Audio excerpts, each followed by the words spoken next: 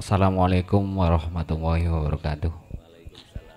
Ngapunten Gus, kula badhe tanglet perjalanan rohaninipun niku napa angsal diceritakaken teng tiang lintuh utawi tiang awam. Pun ngoten mawon. Assalamualaikum warahmatullahi wabarakatuh. Waalaikumsalam warahmatullahi wabarakatuh. Perjalanan rohania itu opo angsal boleh diceritakan oleh terhadap orang lain? Jawabannya ada dua. Jikalau jenengan menceritakan itu lepas keakuan diri, rapopo. Karena yang bercerita adalah Allah. Allah tidak bisa kita batasi. Segala apapun yang berkenaan bisa diterima akal atau tidak. In aroda syai'an ayyakula lahu kun, itu urusan Allah. Tapi tidak boleh jenengan menceritakan manakala keakuan diri belum lepas. Itu jawabannya di dalam surah Ali Imran ayat 7.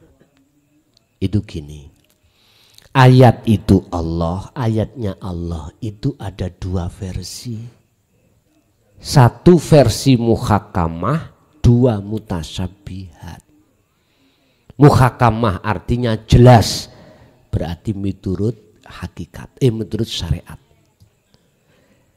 Mutasyabihat itu gaib, wa ma ya'lamu ta'wilahu illallah. Yang tahu takwilane ayat-ayat mutasyabihat hanyalah Allah. Itulah maksud kalau jenengan menceritakan perjalanan gaib rohania iku lepas keakuan diri ora popo, sebab iku sejatine sing cerita mung Gusti Allah, dan Gusti Allah tidak bisa dibatasi atas kehendaknya. Kemauan Allah siapapun tidak bisa menghalangi atau membatasi. Mungkin bisa dibuka kisah sejarah ketika Allah mau menciptakan manusia. Wa id qala lil malaikati isjudu li adama fasajadu illa iblis.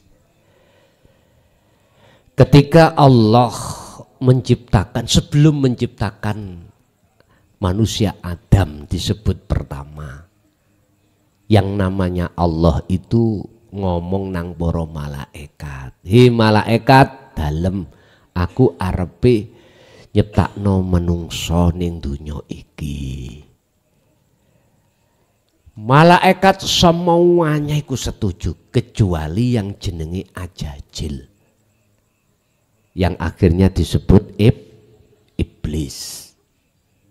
Iblis ngomong, "Gusti, apakah masih kurang kami malaikat semuanya itu tiap saat dan waktu bertahmid, bertahlil, mensucikan atas diri panjenengan?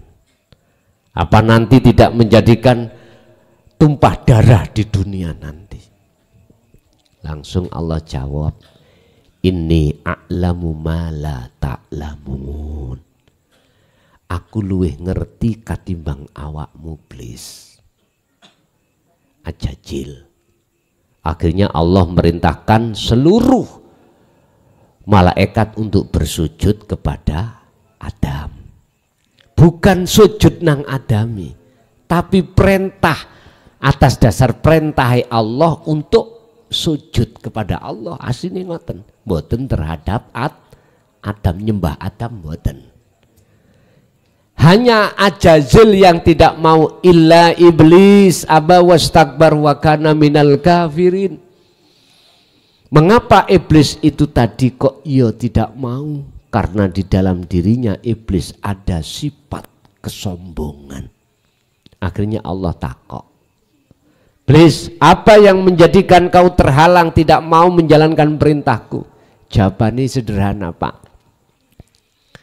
"Inni khalaqtani minan nar wa khalaqtahu min tin." Gusti, Kula sampean ciptakno sangka dene geni, sedangkan Adam dugi tanah liat, apik pundi kula kali Adam kok kula dikongkon sujud. Niki iblis gak paham, Pak. Kok paham mboten nyembah nang Adam, tapi hormat nanggone perintahi Gusti Allah. Bukan perkaranya kita menyembah kiblat, Ka'bah, kotak watu, bukan. Kita menyembah terhadap hidup Allah kang nguasai kotak watu. Ngoten lho maksude. Asline wonten mriku. Jenengan dikongkon disuruh diperintahkan untuk birrul waliden.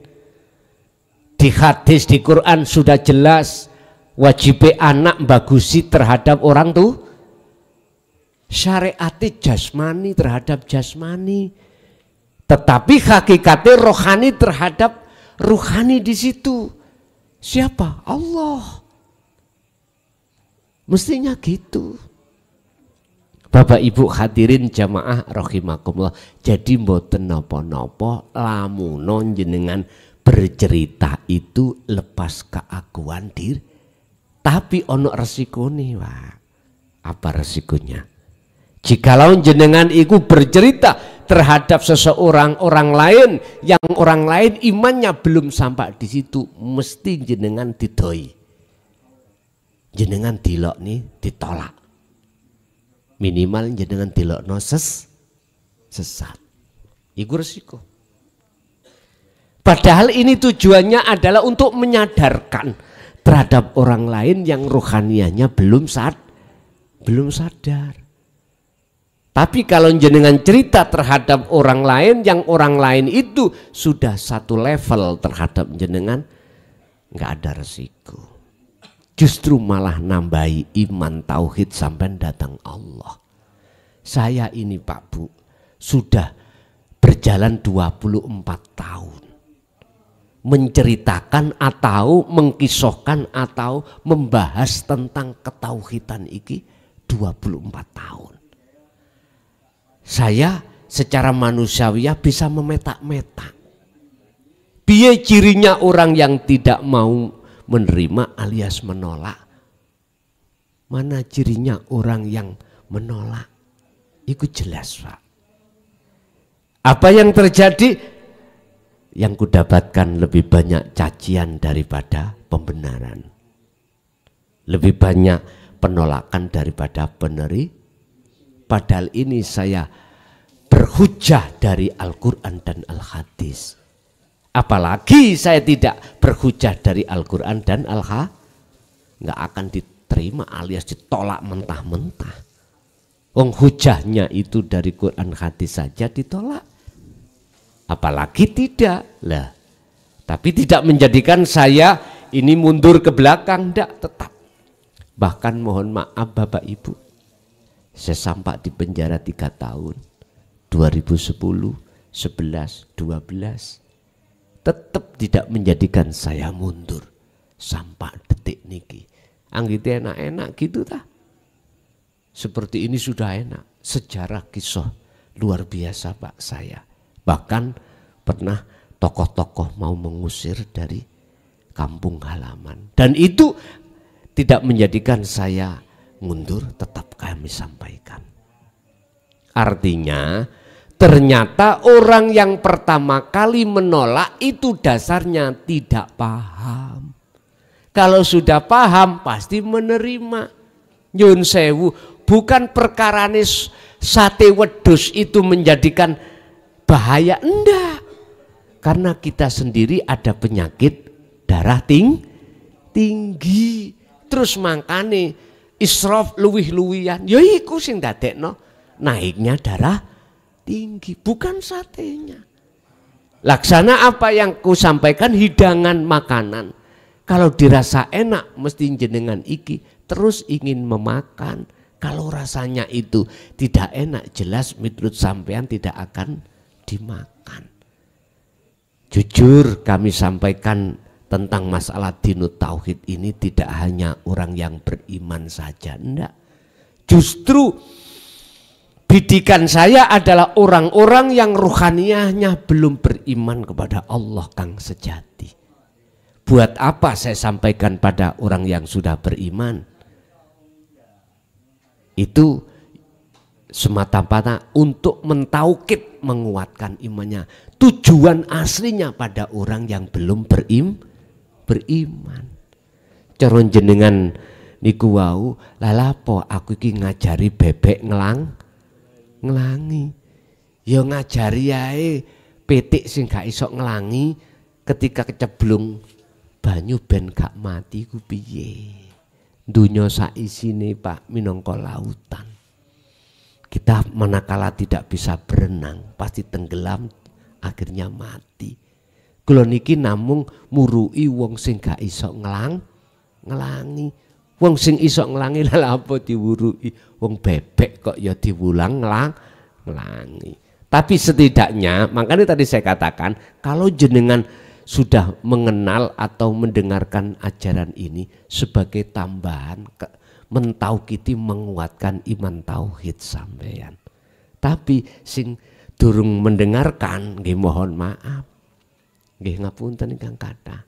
Yo gak tak salahno nek umpama gak gelemangan kabur. Mboten kula salahno. Karena beliau-beliau itu yo butuh proses. Ngoten dulur. Nggih, ada lagi.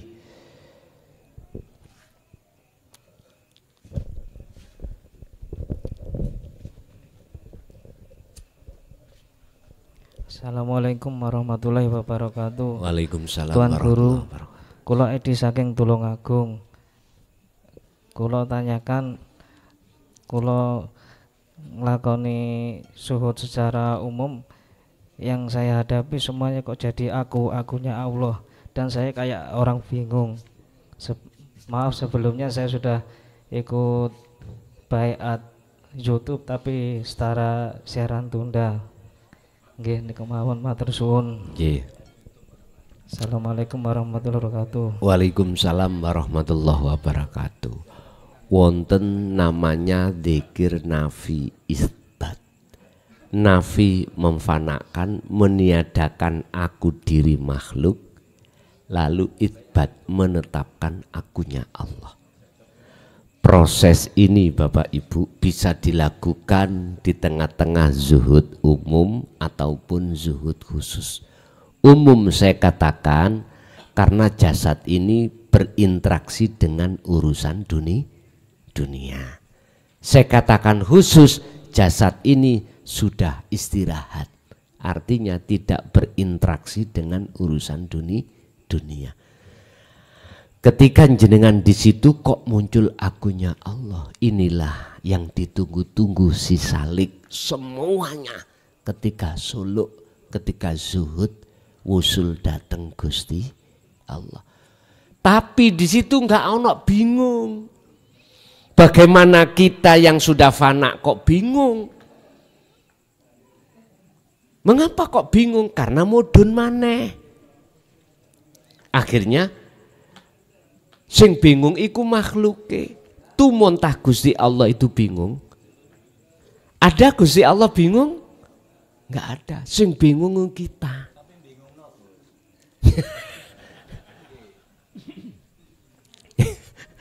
Mboten bingung tapi bingung ngeten Pak. Itulah proses kita Pak. Proses di mana muncul tenggelam, muncul tenggelam. Udah ikuti aja. La tatruk adzikra li adami hudurika ma'allahi bihi. Walaupun jenengan posisi tadi sudah muncul setiap apapun itu akunya Allah. Terus ketika muncul akunya hamba akhirnya bingung. Nyun sewu tetep dikir iku kudu dijalakno. Syekh Ibnu Athaillah dawuh la tatruk ojo kok tinggalno adzikra ing dzikir.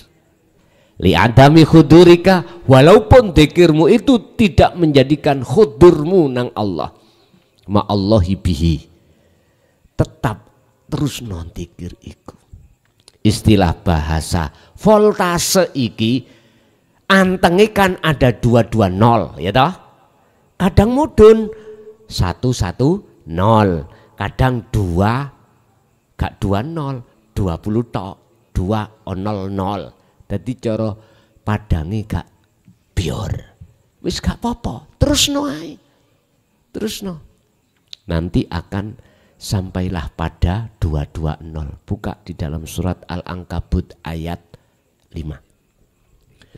Mangkana yarju liko Allah fa inna ajalallah la'at. Barang siapa saat di dunia ini hatinya ada keinginan, kemauan untuk bertemu bertemu Allah, maka Allah berjanji dalam waktu yang sudah Allah tentukan pertemuan itu. Mula jenengan jangan pesimis, walaupun jenengan iku ono kebingungan, terus nanti kire. Engko nek wis lungguh ning musyahadatul baqa, tidak akan terjadi bingung. Sebab gak tumon Gusti Allah iku bingung. Mengapa membingungkan? Mengapa membingungkan? Karena isih muncul keakuan kita. Mosok sih awak dhewe ngaku-ngaku Allah. Lah ngoten ta niku. Bagaimana Anda bisa ngaku Allah wong akun jenengan niku sudah tiada? Pun selain Allah wujud napa mboten? Mboten toh? Tidak punya hak wujud, tidak. Yang punya hak wujud hanyalah Allah. Bagaimana perkara yang tidak wujud itu bisa melihat yang wujud?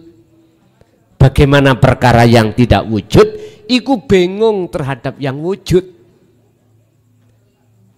Bagaimana perkara yang tidak wujud itu sok bertemu pada yang wujud? Dikatakan bertemu adalah yang wujud bertemu yang wujud sendiri. Berarti sing nyawang sing bersaksi Allah ya Allah sendiri. Sekarang yang terpenting coro bagaimana ngilangi keakuan kita sebagai makhluk iku wujud. Titik. Nek iku wis ilang, maka sifat ma'ani dalam diri kita sebagai makhluk yang tadi ngaku-ngaku akan hilang sendiri. Maknawiyah akan hilang sendiri, salbiyah akan hilang sendiri, semuanya. Makanya wong Jawa ikut disebut gung lewang. Bon Bapak Ibu, aku yakin siapapun panjenengan yang mendengarkan ada 2, ono sing bingung, ono sing ra bingung. Sing bingung saya ucapkan selamat menikmati kebingunganmu. Karena itu proses kita masing-masing untuk menuju gak bingung, bingung terlebih dahulu. Sama dengan saya tadi kesini gak tahu tempatnya Pak, bingung muter-muter sampai kulo telepon panitia. Nggih, karena tidak tahu. Lan jenengan yang sudah tahu sini yo ora bingung. Kita nanti pulang mati mesti kata sing bingung krana ning donya durung tahu ketemu Gusti. Wis jawabane wonten mriku. Nggih, masih ada?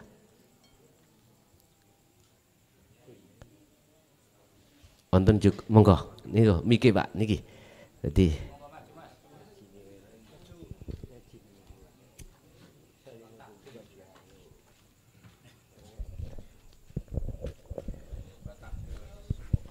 Assalamualaikum warahmatullahi wabarakatuh. Waalaikumsalam warahmatullahi wabarakatuh. Nami kula Mufid.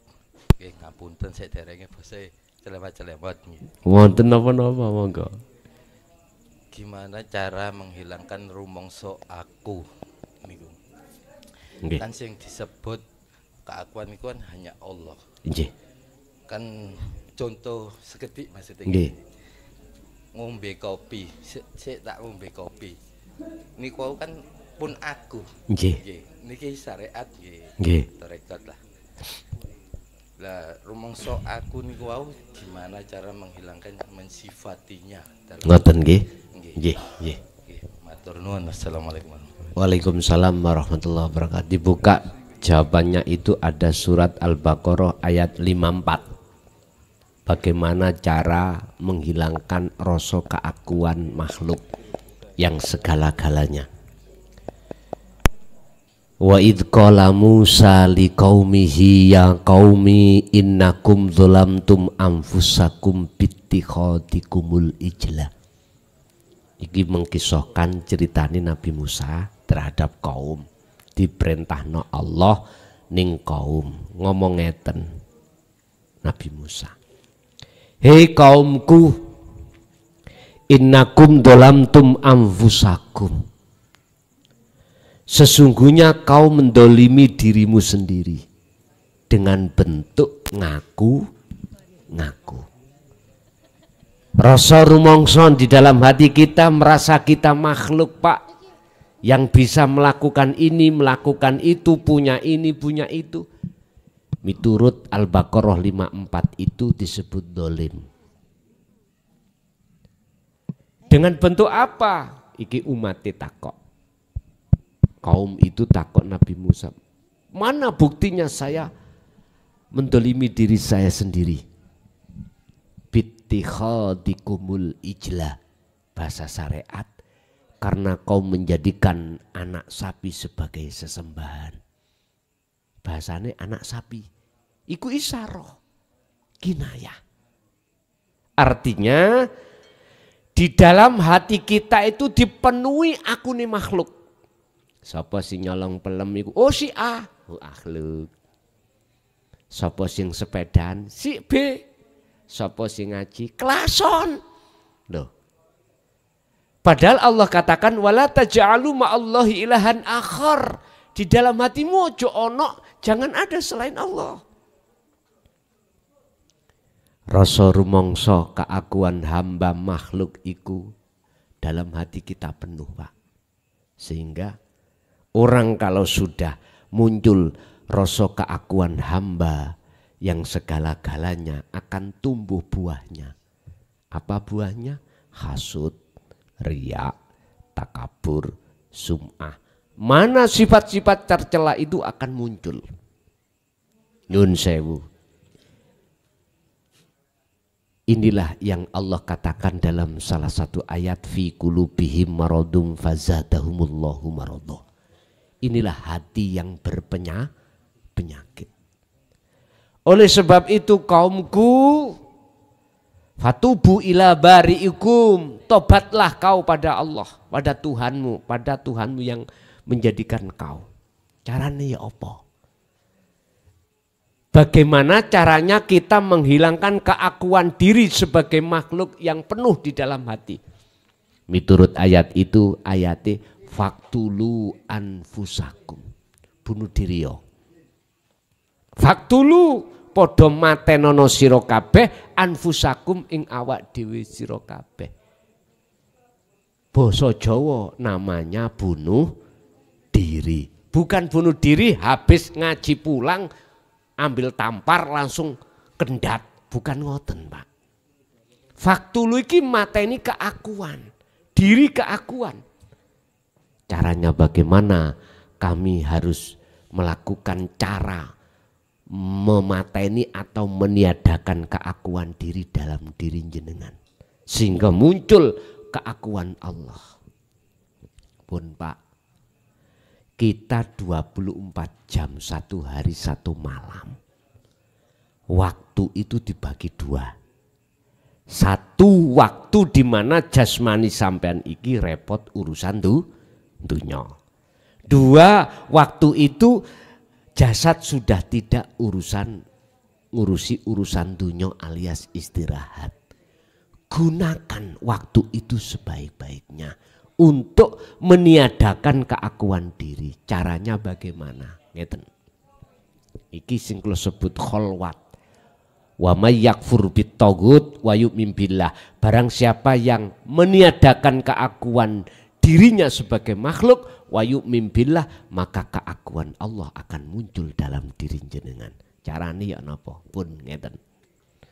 Ketika jasad sampean nglakoni apa wae, atau sampai melihat perilaku selain jenengan opo wae, ati sampai kudu megang dzikir sirul asrar. Faqatis tamsaka bil urwatil wusqa lam fisama laha. Al-Baqarah 256. pegang teguh tali Allah ini. Ya, yang dimaksud tali ini adalah dzikir. Dzikir yang dimaksud adalah sirul asror.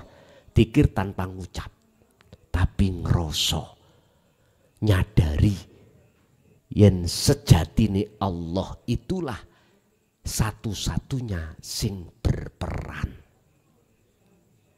Akhirnya makhluk kita hamba hilang. Akhirnya makhluk selain jenengan, makhluk hilang dalam hati sampean. Imannya sudah hilang. Akhirnya dengan sendirinya muncul dalam hati sampean iman rasa akunya Allah. Posisi manakala sampean sudah di situ, maka la yarawna li anfusihim sayan. Tandanya gini, jenengan ini sudah tidak mengimani makhluk itu yang berperan. Yusyahiduna annal fa'ilahu wallah ta'ala. Justru dalam hati jenengan yang muncul yang berperan akunya Allah yang disebut urip atau hidup. Yang hidup di dalam maupun di luar diri jenengan. Wong nek wis atine koyok ngene Pak, nyuwun sewu, estu nyuwun sewu. Inilah yang saya katakan gendeng wau niku. Artinya hati gila pada Allah. Artinya gila, hati tidak akan mau pernah pisah dengan Allah dimanapun berada. Selalu ittaqullaha haitsuma kunta, kata Rasul. Jenengan selalu gak ingin putus, selalu bersama Allah. Jadi caranya sederhana. Jenengan waktu jasad iki repot, ati sampean kudu rumaos, harus merasa yang berperan adalah akunya Allah, yaitu hidup. Contoh, kalau nggak ada hidup dalam diri saya, muklason iki gak akan muncul nyocot, suarane nggak iso. Dadi ning ati sampean kali kula harus menghadap terhadap urip ning kene. Ini wajah tuas, iya, yaitu maksudnya. Nomor 2, waktu kita istirahat. Gunakan waktu istirahat itu untuk berzikir atau untuk meniadakan keakuan Allah. Buka surat Ali Imran ayat 191. Alladzina yadhkurunallaha qiyaman wa qu'udan wa ala junubihim. Ketika jenengan berdiri, entah berdiri apapun, duduk apapun, atau berbaring, hatimu tetap berzikir tersebut. Bila mana dzikir sirul asror jenengan mudah muncul karena didorong dzikir sir lewat napas mlebu metu. Allah, monggo laksanakan itu. Tapi itu bukan inti cara untuk menafikan diri, meniadakan akunya hamba. Kuncinya meniadakan keakuannya hamba adalah sirul asror, di su'aul basiroh menuju ainul basiroh, dirasa menuju ketemu. Begitu. Masih ada? Monggo.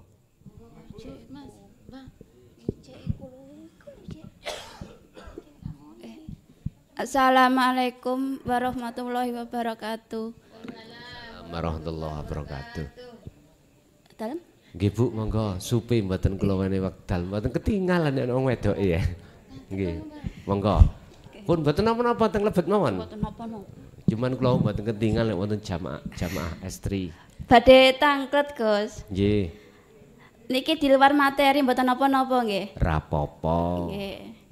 Hakikate seorang istri niku pripun nggih, Gus? Ngoten. Nggih, kaping kalih niki wau kan menyinggung soal anak soleh to. Anak soleh sing pun janjange makrifat nggih. Lah niki anak meninggal di usia 14 tahun kirang. Terus kondisi ini niku mondok terus meninggal. Lah ngoten niku pripun nggih, Gus? Sampun. Sampun. Nggih. Assalamualaikum warahmatullahi wabarakatuh. Waalaikumsalam warahmatullahi wabarakatuh. Disebut anak yang soleh adalah anak yang sudah terbebaskan dari syirik jali maupun khafi. atau anak yang sudah sampai pada Allah, makrifat. Anak ini sebelum balik jelas wis gak usah dibahas, iki hatinya selalu pada Allah. Cuman pertanyaannya tadi, apakah dia ketika meninggal sudah balik atau belum? Kalau belum, pertanyaannya, kalau sudah balik, pertanyaannya apakah dia sudah sampai pada Allah atau belum? Kalau belum, maka soleh mungguh menungso, tapi belum soleh mungguh Gusti Allah. Mungguh menungso soleh, karena dia patuh di dalam hukum syariah. Buktinya dia mondok, ya toh, taklim. Terus bagaimana anak ini? Tinggal rohaniyahnya itu bagaimana loh? Rohaniyahnya sudah sampai pada kesempurnaan Islam atau belum? Kalau belum, mohon maaf, yus mugo-mugo dipadangno dalani. Lah ngoten nggih. Tapi kalau kita masuk di dalam kajian, siapapun kita, apapun status kita, jikalau ruhaniyah kita masih buta pada Allah saat di dunia kok ya wis mati, maka jelas di akhirat juga buta. Wis, itu yang satu. Yang kedua, apa tadi Bu? Yang kedua tadi hakikat istri. Oh, ngoten nggih. Wis, wa zuyyina linnasi hubbus syahawah minan nisa wal banin wal qanatiril muqantarah. Berhubung jenengan tanya hakikat istri, ya Allah iku istrimu. Ayo, bingung. Ngeten Pak, sing melayani kita, kita sebut istri. Siapa yang bisa mengeluarkan napas melebu? Allah toh. Yang bisa, mata itu bisa melihat, telinga bisa mendengar. Jenengan datang ke sini, sinten sing nglakokake? Subhanalladzi asra bi 'abdihi lailan. Dialah zat kang maha suci. Orang Jawa mengatakan hidup, asro kang nglakokake sapa ladi bi abdihi kelawan kawulane alladhi. Artinya seluruh makhluk iku sing nglayani, sing nglakokno Gusti Allah. Tapi wal asri innal insana lafi khusrin, saya bersumpah atas nama masa, sesungguhnya banyak manusia dalam kerugian besar. Apa?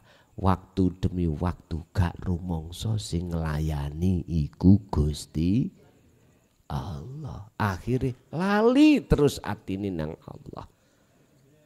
Lali. Sehingga dia berkata, wa minan nasi may yaqulu amanna billah wa bil yaumil akhir.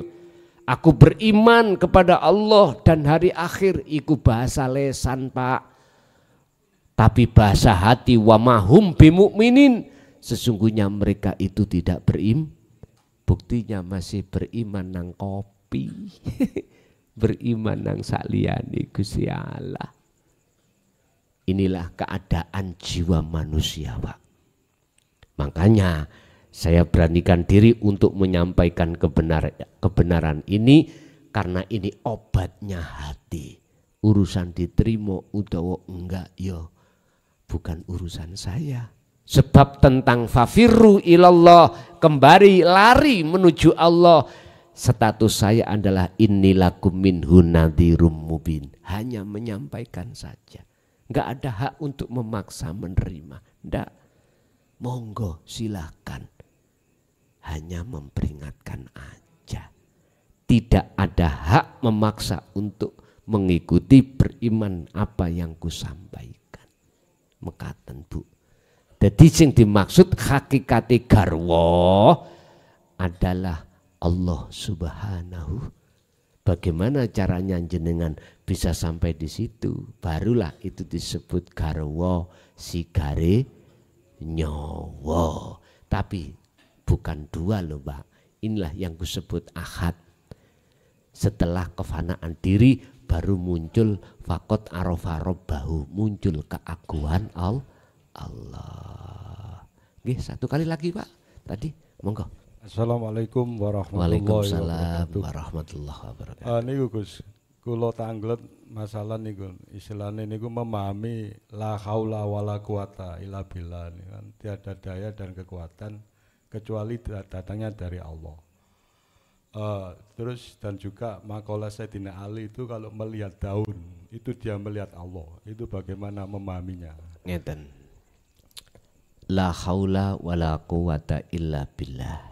Sampai harus memahami dengan iman, jangan dengan akal, harus dengan iman. Iman berarti tempatnya di hati. Sampai harus gunakan iman atau rasa yang sejatine awak dewi makhluk itu tidak wujud. Kalau sudah tidak wujud berarti nggak bisa melakukan apapun, mempunyai apapun. Itu caranya. Jadi jenengan harus kembali lagi menghilangkan rasa keakuan diri sebagai makhluk yang bisa melakukan, yang bisa mempunyai hal ini, hal itu. Jenengan gak usah miripno la haula wala quwata illa, gak usah. Cukup sampai bangun rasa di dalam diri jenengan tadi. Inilah yang disebut revolusi iman. Pun satu. Nomor dua, makalah Sayyidina Ali, bagaimana maksudnya melihat daun itu Allah. Pun sampai melebu nangone surat Al-Hadid ayat 3. Allah katakan huwal awwalu wal akhiru wadh-dhahiru wal batin. Allah awal, Allah akhir. Allah dohir, Allah batin. Kalimat Sayyidina Ali itu tadi melihat godong ke Allah secara mata hati beliau ruhaninya yang disebut Ainul Basirah itu mandang uripe. Bukan mandang makhluke kang wujud godong atau daun. Hati bisa mandang terhadap uripnya manakala hati sudah lepas hijabnya hati. Apa hijabnya hati? Wujudnya godong. Artinya gini Pak, Allah akan nyata di dalam diri sampean dimanapun berada, manakala selain Allah itu sudah tiada dalam diri jenengan. Ini jawaban yang mungkin banyak yang mohon maaf yang membantah, mboten napa-napa. Saya ulangi sekali lagi, ada ahli hijab, ada ahli syuhud. Disebut ahli hijab, ahli hati ketutup dengan perkara selain Allah, akhirnya Allahnya tidak nyata. Ahli syuhud, ahli di mana hijabe ati wis gak ono. Hukum syariat mengatakan makrifat datang Allah itu tandane wujudin dunya saisine. Sebab wujudin dunya saisine dijadikan sebagai dalil burhan wujudnya Allah. Karena dimanapun ada wujudnya sesuatu, mesti ada yang mewujudkan. Lah ngoten nggih? Oke, masuk akal. Sehingga kita di dalam hukum syariat, manakala ingin tahu Allah, ya wujud dunya saisine sebagai tanda wujude Allah. Krono sing dadekno dunya saisine adalah Allah. Sampai kapanpun sing wujud yang tampak nyata dalam diri jenengan kali kula, mesti selain Allah. Allahnya gaib. Tapi ahli syuhud beda Pak. Sistemnya beda, jadinya beda. Ngeten ya. Fananya selain Allah atau ketidakwujudnya selain Allah, itu sebagai bukti wujudnya Allah. Dan atau wujudnya Allah yang tampak pada ahli syuhud, itu sebagai dalil burhan ketidakwujudnya selain Allah. Duh bingung rek. Nek bingung ngombe kopi? Ora usah bingung-bingung. Kabeh yo ono prosesi. Semua itu akan bisa panjenengan alami sampai nyatane Allah bundelane iku lewat tekune zikir. Ya ayyuhalladzina amanu kurullaha dzikron katsiron. Al-Ahzab. Wahai orang yang beriman, Berzikirlah kau, ingatlah kau pada Tuhanmu, kepada Allah dengan perbanyak ingat. Saakeh-akeh zikir. Dengan cara begitulah nanti jenengan akan sampai pada wilayah nyata wujudnya Allah. Akhirnya sampai jadikan bukti nyotoni Allah sebagai bukti ketidaknyatanya Allah. Nyun sewu. Niki korean Pak. Tak tutupi kopluk. Selama kopluk masih di sini, selama itu enggak akan tampak nyata wujudnya korean.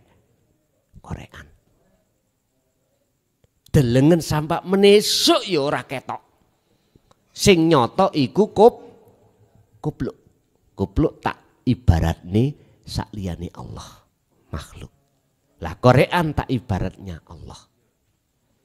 Manakala kau pingin nyoto nyatane korean ya jupuun kopluk tiadakan. Loh, kalau sudah ngeten iki tak kandhani Pak iki undi-undi. Percaya sampean? Gak percaya. Karena awalnya sampean sudah dikasih iman bahwasanya wujudi Allah kang sebut laisa kamisli sayun, nyata sejatine urip iku sudah jelas. Akhirnya tak omongi sakliyane Allah gak percaya sampean. Karena sudah Allah makrifat dalam hati panjenengan. Jadi Sayyidina Ali tetep cara lesan godhong, tapi atine nyoto Allah yaiku urip kang nguasai godhong ning jaba ning jero innallaha bikulli syai'im muhit. Sesungguhnya Allah meliputi atas segala hal apapun. Akhirnya bagi Sayyidina Ali sing nyoto Allah bukan godhonge. Cara jenengan sing nyoto akune Allah bukan akune makhluk. Bapak Ibu, muga-muga dadi ilmu yang manfaat barokah. Lahumul Fatihah.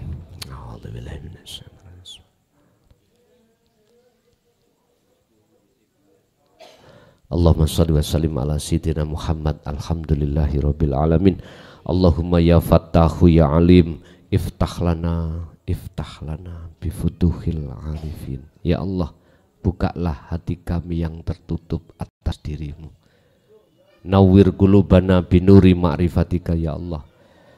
Wa ila auladina wa azwajina wa dzurriyyatina wa ahli baitina. Ya Allah, terangilah hati kami dan anak putu kami dengan cahaya ma'rifatmu ya Allah.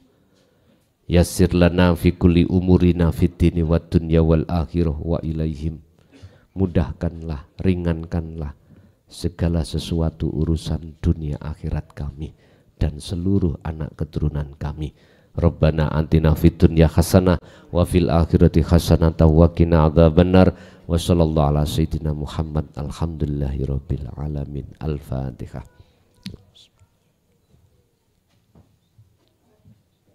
Kurang lebihnya mohon maaf. Akhirul kalam. Assalamualaikum warahmatullahi wabarakatuh.